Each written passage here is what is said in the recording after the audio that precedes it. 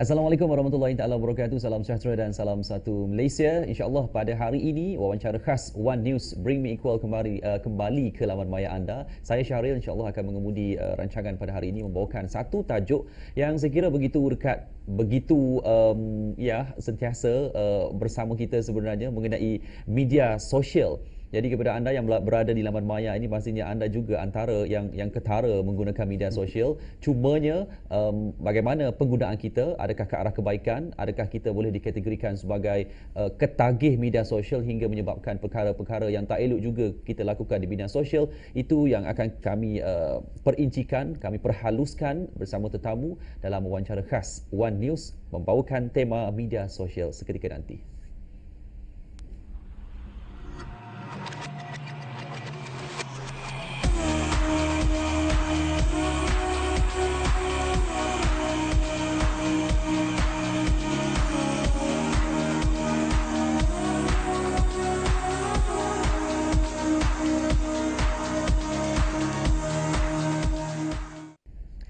Kembali bersama kami dalam wawancara khas One News Bring Me Equal. Seperti yang saya kongsikan tadi, kita membawakan tema media sosial pada hari ini dan kita amat bertuah kerana kita nak bersama dengan yang berbahagia, Profesor Dr. Adnan Hussein, Timbalan Naib Chancellor Bahagian Hal Ehwal dan Pembangunan Pelajar USN. Prof, terima kasih sudi bersama kami. Terima kasih kerana menjemput saya. Alhamdulillah. Baik Prof, kalau kita nak bercakap mengenai media sosial, ini isu yang sangat menarik. Mungkin kalau saya katakan pada zaman saya lahir dulu dan era saya ni, era orang kata era dah sebaya, dah sebati dengan media sosial. Mungkin kalau Prof boleh kongsikan sejak Prof awal-awal dulu sehinggalah media sosial begitu rancak dimainkan sekarang, dia punya era transformasi dia bagaimana Prof? Okey, terima kasih Saudara Syarif. Bagi saya orang yang dah agak berumur lah kan, kita consider berumur lah, kita dapat melihat perkembangan media sosial ini. Daripada asalnya kita sebut sebagai teknologi maklumat, penggunaan teknologi maklumat, akhirnya dia berkembang menjadi suatu platform yang digunakan oleh ramai orang pada hari ini. Dan perkembangan itu bagi saya lah, kita dapat melihat perubahan-perubahan yang berlaku dan kita terpaksa menyesuaikan diri. Bagi orang-orang muda macam Syahrir ini memang dah pun orang kata apa, memang dah masuk dalam lahir-lahir dalam dalam era itu lah. So dia tak rasa kekok dan sebagainya. Macam kita ni terpaksalah melakukan beberapa perubahan dalam kehidupan kita lah. Revolusi sebenar peningkatan ataupun orang kata media sosial yang mendadak ini, Prof rasa pada 2000 ataupun 1990 dah betul-betul. Okey, di peringkat awal perkembangan teknologi maklumat, saya kira di sekitar tahun 80-an. Oh, 80-an. 80-an. Semasa saya belajar di Amerika Syarikat itu kita dah pun terdedah kepada beberapa aplikasi yang ada dalam internet, tetapi dia cukup basic dan penggunaannya juga terhad pada masa itu. Tetapi apabila masuk ke dalam era tahun 2000, itulah kita lihat perkembangannya begitu pesat. Aplikasi-aplikasi yang timbul itu banyak sekali. Jadi pada saya melihat ada satu ciri utama lah bila kita sebut media sosial, ada satu ciri utama, iaitu dalam bahasa Inggerisnya kita panggil convenience, convenience, atau dalam bahasa Melayunya mudah, mudah. So media sosial ni basic ciri dia ialah dia mudah. Dia very convenient. Siapa-siapa pun nak boleh. nak buat apa pun boleh, siapa-siapa pun boleh guna. Tak perlu nak belajar. Kalau dulu kalau kita nak menggunakan teknologi maklumat ni, even nak menggunakan email lah sebagai contoh, memang suka kita kena belajar. Hari ni macam Syahrir tak payah belajar pun, ambil handphone, ambil komputer, memang dah boleh sekolah belajar. rendah pun dah kerti dah boleh guna dah. Anak-anak sekarang kalau kita tengok kan pakai iPad dan sebagainya, umur 3 tahun 4 tahun tu dah boleh pakai dah. Macam itulah. Kalau dulu Profesor, kita katakan media sosial ni lebih kepada diri sendiri, lebih kepada individu, tetapi kesannya sekarang kalau tidak dibendung boleh memberikan kesan kepada masyarakat, orang sekeliling, bahkan boleh mengaibkan sesiapa. Kita nak menjurus kepada kesan-kesan negatif yang kami anak-anak muda di laman maya ini perlu ketahui tatkala berada di laman maya, laman yang terhad, tak terhad. Terdedah. Ya, betul. Saya rasa itulah yang perlu kita tumpukan dalam perbincangan inilah. Sebab media sosial ini kita take for granted. Dia dah jadi sebahagian daripada kehidupan kita. Jadi kita pun dah leka bahawa sebenarnya kita terdedah kepada banyak risiko. Kalau saya boleh sebutlah di sini kan, di antaranya ialah satu ialah dari segi kecurian identiti. Okey, itu Okay, satu. kecurian identiti itu merupakan salah satu perkara yang boleh mendatangkan mudarat kepada kita. Kecurian identiti merujuk kepada keadaan di mana segala aspek identiti kita, sama ada misalnya nombor kad pengenalan, tarikh lahir dan sebagainya, sebenarnya apabila diambil oleh orang, dia boleh gunakannya untuk macam-macam. Misalnya orang boleh guna maklumat kita ini untuk aktiviti perbankan. Dia boleh menipu bahawa dalam transaksi perbankan itu dia menggunakan identiti kita. Itu di antara masalah yang akan timbul kepada kita nanti. Orang boleh mencuri identiti kita. Dan isu identiti, kecurian identiti ini merupakan isu yang agak besar lah dalam masyarakat. Jadi itu di antara perkara yang harus kita beri tumpuan. Bahawa kita jangan terlalu mudah, walaupun teknologinya tadi mudah, kita jangan terlalu mudah untuk memberikan maklumat kita yang berbagai dalam platform-platform yang kita ceburi ini. Sama ada dalam Twitter, dalam Facebook, kita kena ada cara dia yang tertentu supaya kita tidak mendedahkan kesemuanya. Ataupun kalau kita dedahkan hanya kepada orang-orang tertentu sahaja, bukan secara umum orang boleh kenal kita dengan. Even kalau saya lihat, kita ambil satulah kan, kalau kita contohnya ada nombor telefon, nombor telefon. Nombor telefon ni macam-macam orang boleh guna kan, untuk menggunakan identiti kita. Even sekarang ni saya tengok alamat. Saya tengok alamat. Yang terbaru ini ialah ada aplikasi yang kita boleh typekan alamat kita di dalam aplikasi itu dan dia boleh tunjuk kamera. Kamera boleh tunjuk rumah kita. Bayangkan bagaimana kita ni terdedah kepada elemen-elemen kalau orang nak gunakan. Di mana rumah kita, keadaan rumah kita dan sebagainya.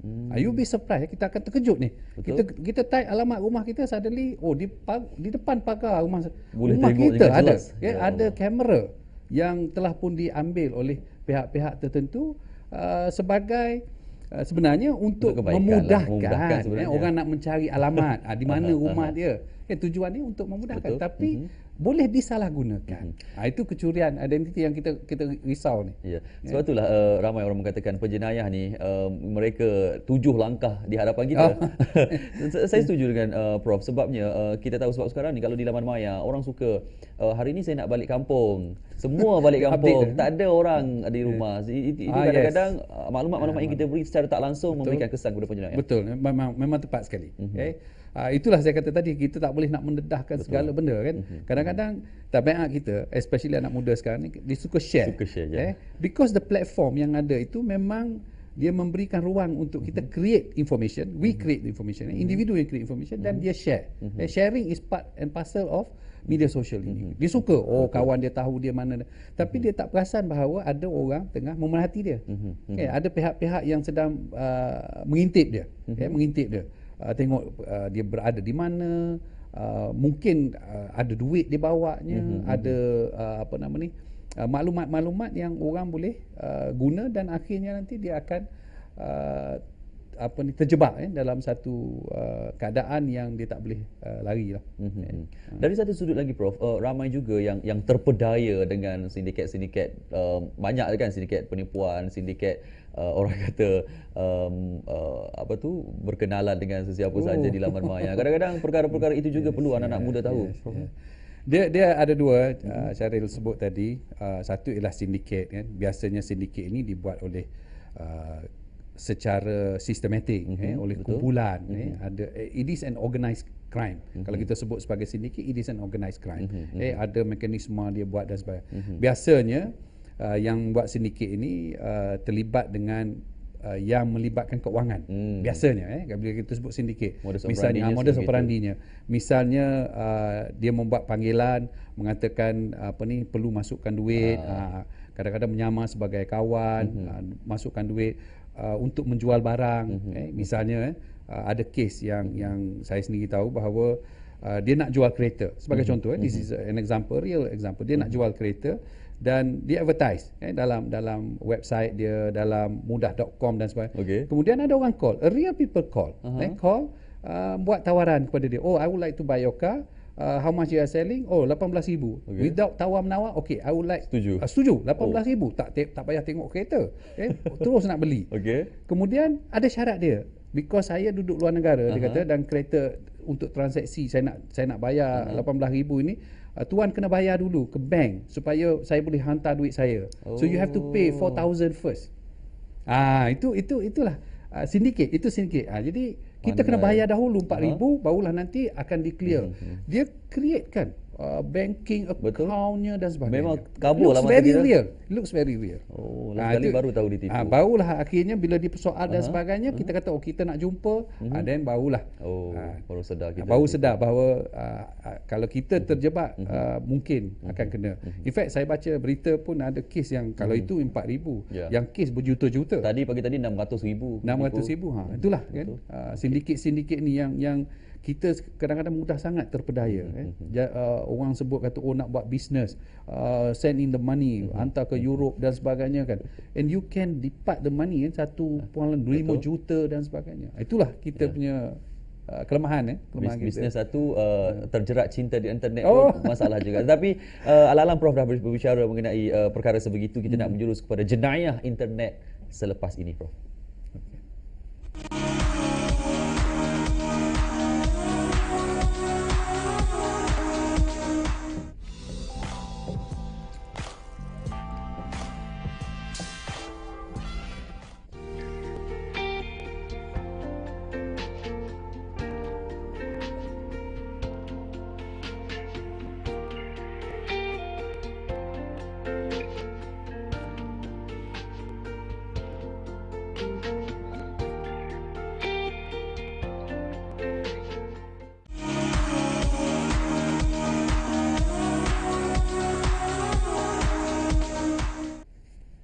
Kembali bersama kami dalam wawancara khas One News pada hari ini. Tadi saya gantung persoalan mengenai jenayah internet. Sebabnya, hari ini Prof, kalau kita baca akhbar ataupun baca di laman maya sendiri, begitu banyak sekali perkembangan-perkembangan yang negatif kita katakan mengenai media sosial, sehingga kan kebaikan-kebaikan yang ada kadang-kadang tertutup sebegitu kerana banyak sangat perkara-perkara negatif ini. Mungkin kalau Prof nak kongsikan secara jelas jenayah yang mungkin kita semua pemuda-pemuda di laman maya ini boleh terdedah.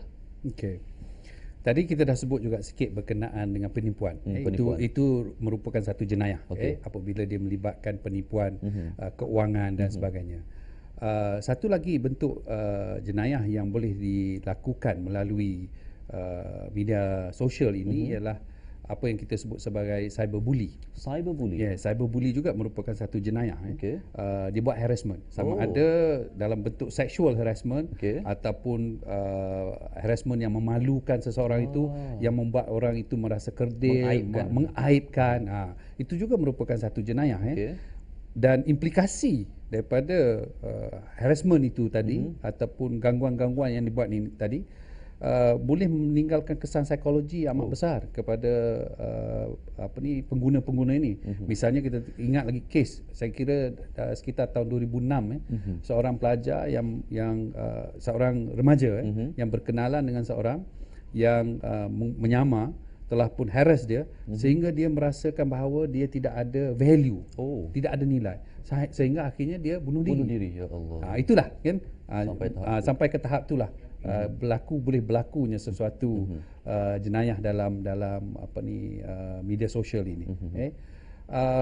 Penyamaran menjadi orang lain. Itu banyak itu pun selalu kita dengar kan. Malahan ada satu istilah yang menarik, kalau Syarif pernah dengar, dia panggil istilahnya catfish.